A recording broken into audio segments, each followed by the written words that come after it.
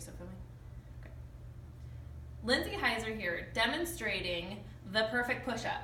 Okay, there's a lot that goes into performing the perfect push-up. The alignment of your shoulders, your hands, your elbows, and your hips and your feet, okay?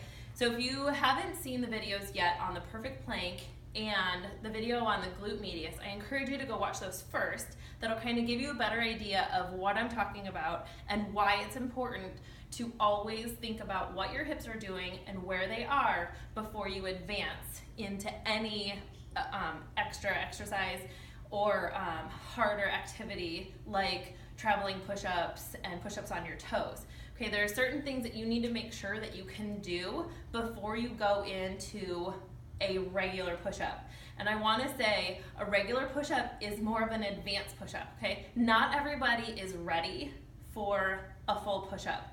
We encourage that a lot of people start on their knees until they can get full range of motion.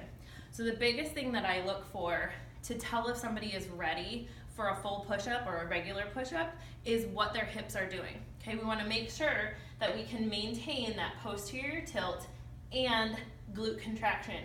If I know that you cannot contract those glutes through the whole range of motion, you are not ready for a push-up on your toes.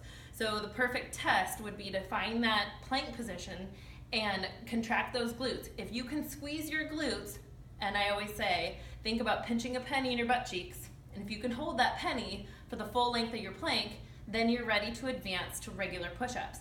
If you're not able to hold that penny, then you're not there yet, and that's fine. You're still gonna get extreme benefits with doing push-ups down on your knees. So to align yourself in the perfect push-up is, unfortunately, we get stuck in a box. So if you're on a mat, you feel like your hands need to be on the mat. But what I actually want you to do is lay down on your stomach and put your hands just outside of your shoulders. So I don't want your hands underneath your shoulders, otherwise your elbows are too restricted and you're not gonna fall into that perfect push-up position. So you're gonna bring your hands out, your hands are even with your shoulders, maybe even a little bit further back from your shoulders. Your elbows are opened up.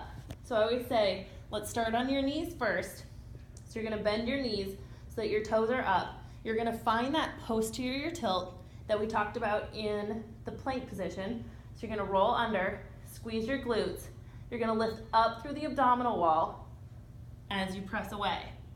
Okay, so the tendency for a push-up that a lot of people have is to come up through their butt and back. Notice where my hands are to my shoulders, okay? That's gonna put a lot of strain on my lower back and a lot of strain on my shoulders. So you wanna stay in that posterior tilt, squeeze your booty, squeeze your inner thighs, lead down with your chest as low as you can, and back up. You do not wanna lower through your hips or your abs, okay? Stay tight in that posterior tilt, come down through your chest and up. So it's gonna look the same in a push-up on your toes. Okay, you're gonna find that posterior tilt, you're gonna squeeze your glutes, your feet are about shoulder width apart. Okay, find that tilt, squeeze your booty, still decreasing or coming down through your chest, back up through the abdominal wall.